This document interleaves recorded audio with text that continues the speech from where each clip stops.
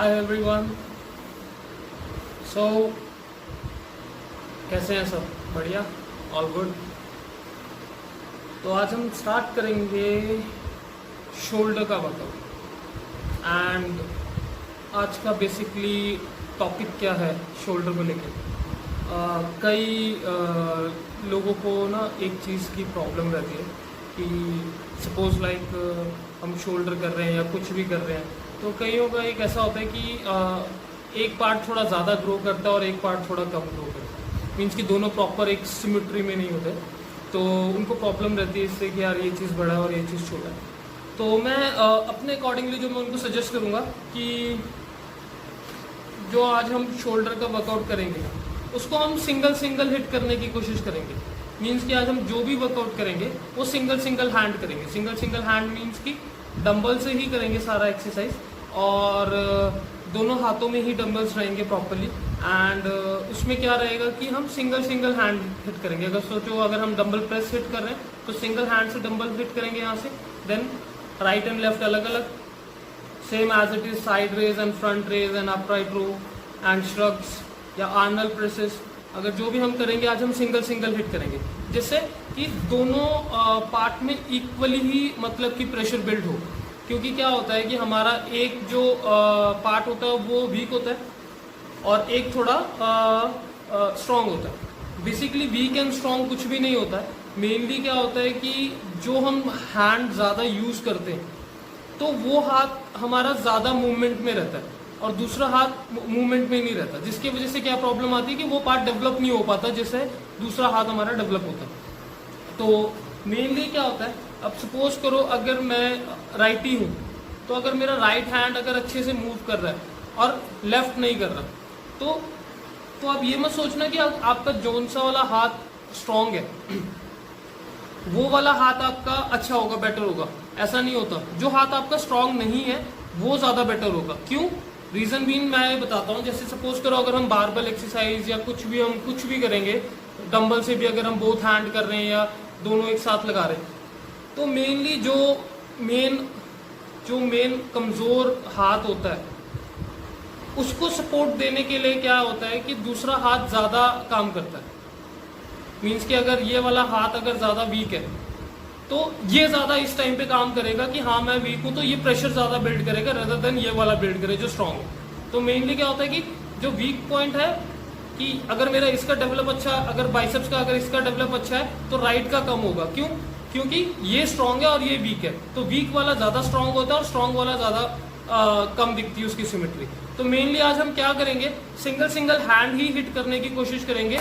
जैसे कि अगर शोल्डर प्रेस लगा रहे हैं तो हम सिंगल हैंड, ठीक है। तो आज हम स्टार्ट करते हैं अपना वर्कआउट। हल्का सा वार्म अप का सेशन हम स्टार्ट करते हैं। पुशअप्स लगा लेंगे, थोड़े केटल बेल स्विंग्स कर लेंगे आज कि थोड़ा शोल्डर। केटल बेल स्विंग हमारी बेसिकली पावर एक्सरसाइज है जिसमें हमारे ऑल ओवर बॉडी हिट होता है, कोर हिट होता है, हमारे लेग्स हिट होती है, ग्लूट्स होती है, लोअर बैक होती है, शोल्डर, आर्म्स, एवरीथिंग उसमें हिट होती है। तो हम वार्म अप हम पुशअप्स 3 सेट्स ऑफ पुशअप्स कर लेंगे 10 एंड केटल बेल स्विंग कर लेंगे 15 के 3 सेट्स। देन उसके बाद हम अपना शोल्डर का वर्कआउट स्टार्ट करते हैं।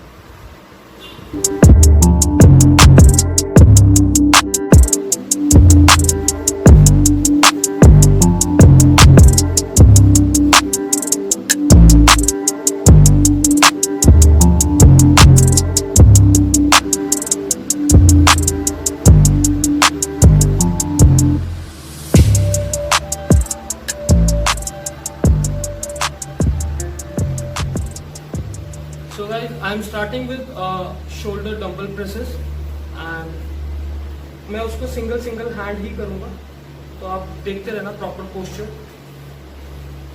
Starting with a light weight, धीरे धीरे वेट हम इसको इंक्रीज कर देंगे।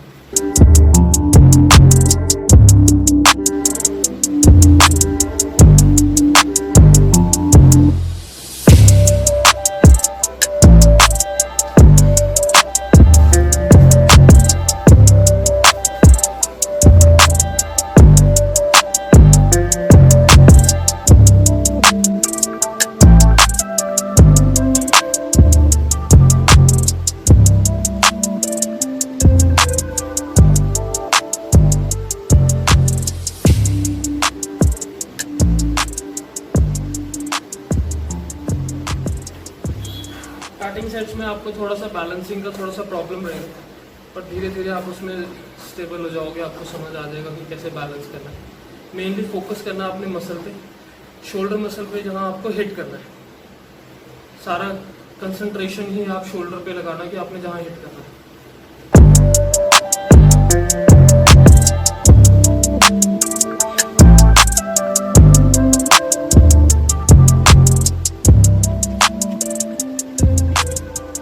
सो गाइस, नेक्स्ट एक्सरसाइज है साइड रेजेस हैं, side lateral raise, and will do with a single hand only. तो मैं 5 kg की डंबल से स्टार्ट करूँगा, single hand, for being a comfortable, कि मैं कितने में कंफर्टेबल रहता हूँ बेसिकली।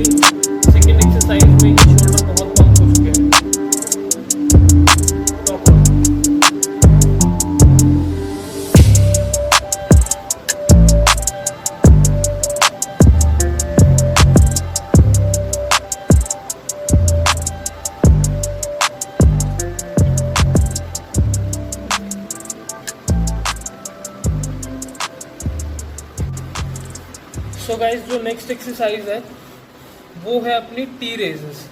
एंड टी रेज में क्या है, बेसिकली एंगल मैं आपको चेक करवा देता हूँ कैसा है, वो भी हम सिंगल हैंड ही करेंगे। इसमें क्या होगा, हमारा front deltoid of shoulder and then rear deltoid दोनों यूज होंगे इसमें।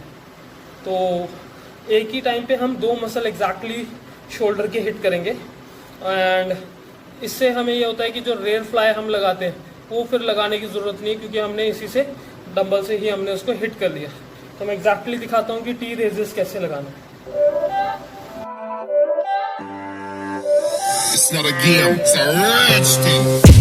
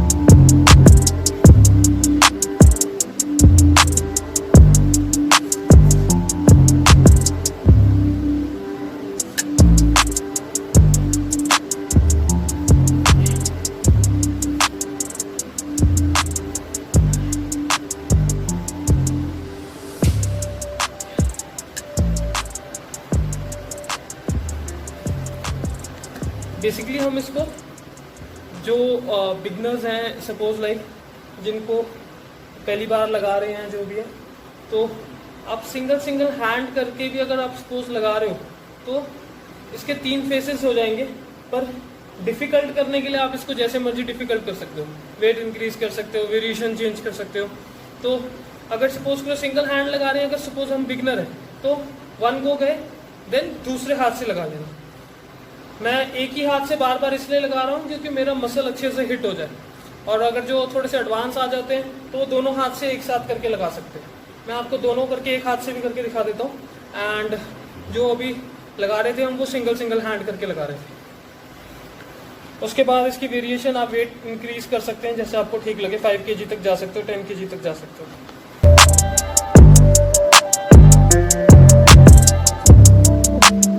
नेक्स्ट एक्सरसाइज है हमारी फ्रंट रेज है, जो कि हम लगाएंगे ऊपर से हाफ, देन नीचे से फुल, देन 10 हाफ ऊपर से from upper side and then full from down side.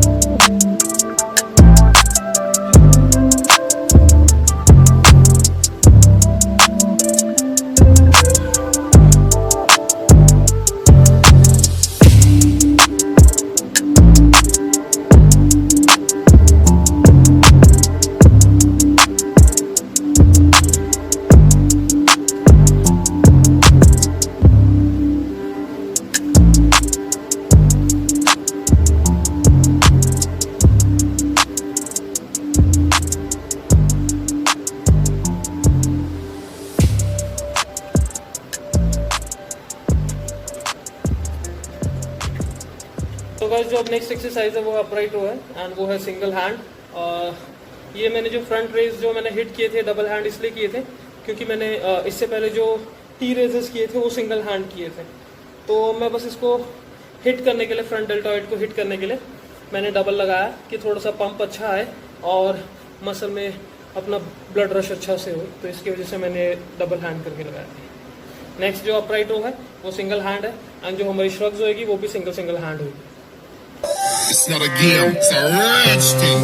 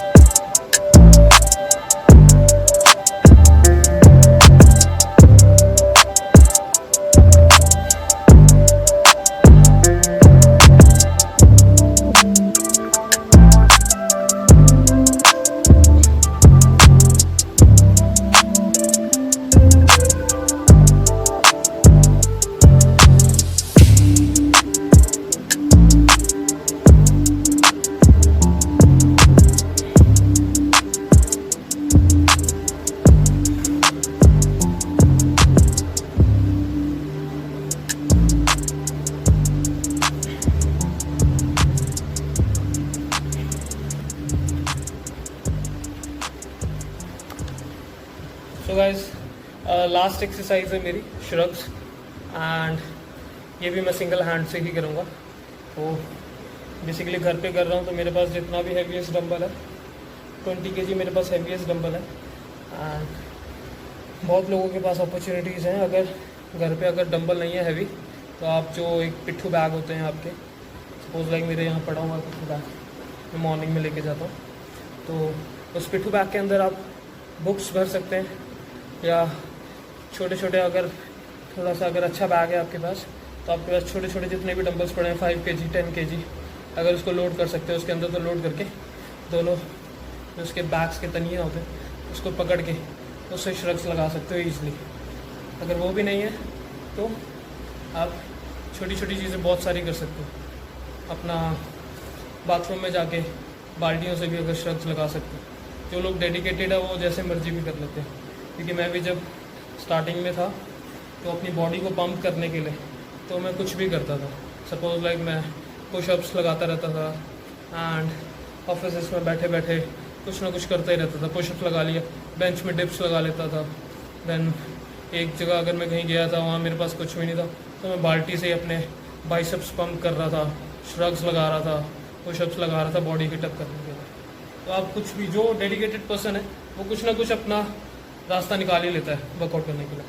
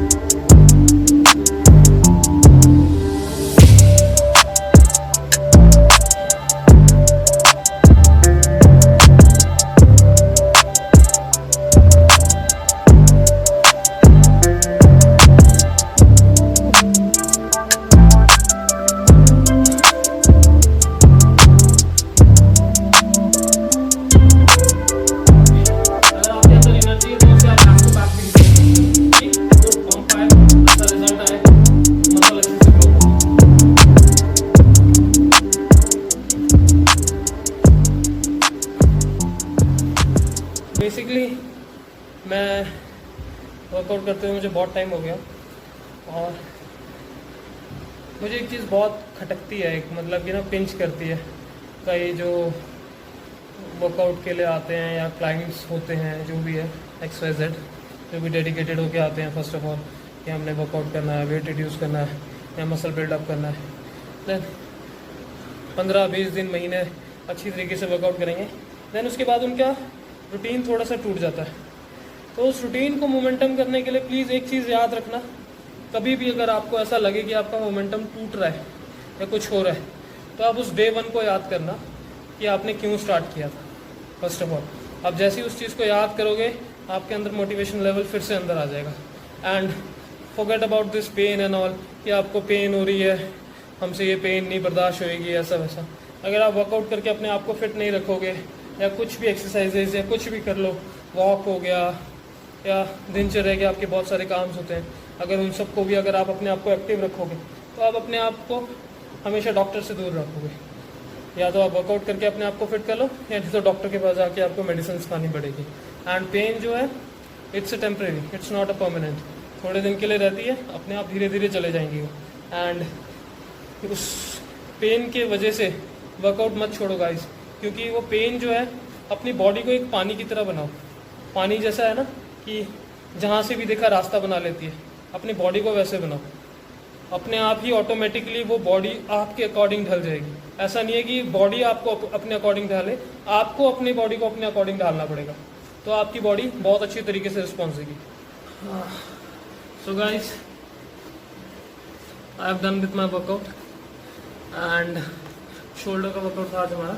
तो अगर किसी की कोई भी क्वेरीज है रिगार्डिंग शोल्डर वर्कआउट, या आपके कोई भी प्रॉब्लम्स अगर आप इसको फेस कर रहे हो इसके रिगार्डिंग शोल्डर वर्कआउट, या कोई भी अपने एक बॉडी पार्ट को लेके, तो आप मुझे कमेंट बॉक्स में नीचे पूछ सकते हो क्वेरीज अपनी जो भी है आपकी। एंड प्लीज़ गाइस, आप लोगों का प्यार मेरे को बहुत ज़रूरी है कि आप मेरे वीडियोस को like and subscribe and share ज़रूर करें, क्योंकि अभी थोड़ा सा स्टार्टिंग है मेरा, धीरे धीरे अंडरस्टैंड कर रहा हूँ चीज़ों को। एंड आपके लिए धीरे धीरे करके नई नई चीज़ें और भी लेके आऊँगा मैं, इसमें कोई डाउट नहीं है। सो गाइस, आज हम ब्लॉग को इधर ही एंड करते हैं। अगर आपको मेरी वीडियो अच्छी लगी हो तो प्लीज़ लाइक करना, शेयर करना एंड सब्सक्राइब करना। And please don't forget to press that bell icon. Goodbye, take care, good night.